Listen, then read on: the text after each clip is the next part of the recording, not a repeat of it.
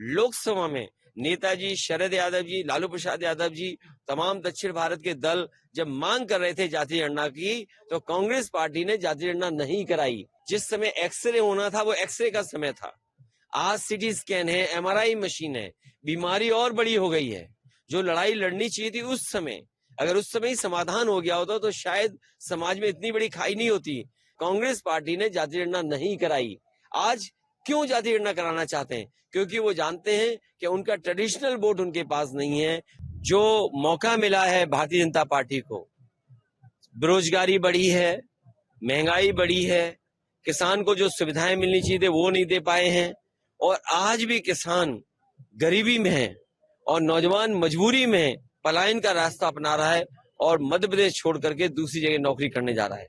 जो लोग double engine की सरकार कह रहे हैं, आज बताइए खेतों को नहीं बचा पा रहे हैं, आय नहीं बढ़ा पा रहे, फसल बीमा का आप पता कर लीजिए, किस्त ज्यादा ले रहे हैं, और जो किसान को समय पर सुविधा मिलनी चाहिए वो नहीं मिल पा रही है। तो आखिरकार किस्त इतनी क्यों वसूली जा रही है? क्या कुछ लोगों को फायदा पहुंचाने के लिए वसूली हो रही है? तो ये तमाम सवाल हैं जिनको लेकर के समाजवादी पार्टी जनता के बीच में, हमें उम्मीद है पिछड़े, दलित, आदिवासी सब मिलकर के और अल्पसंख्यक भाई मिलकर के समाजवादियों को जिताएंगे।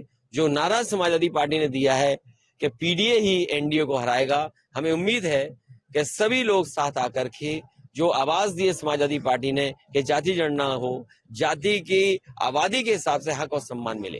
नीतीश जी का जो बयान चल रहा है, देखिए वो बात खत्म हो गई, नीतीश जी की बात बहुत पुरानी हो गई और अब उस पर कोई चर्चा करने की जरूरत नहीं है।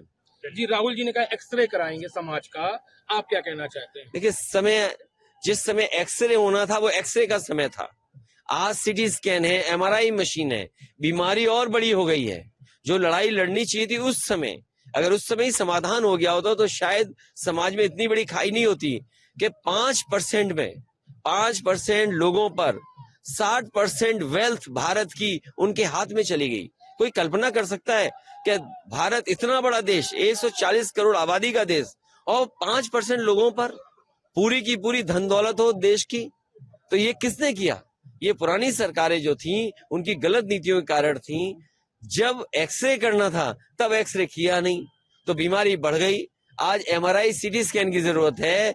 मुझे उम्मीद है कि जब कभी भी समाजवादियों को मौका मिलेगा सबसे पहले जाति गणना कराई जाएगी। कांग्रेस वो पार्टी है जिसने आजादी के बाद जाति गणना नहीं कराई।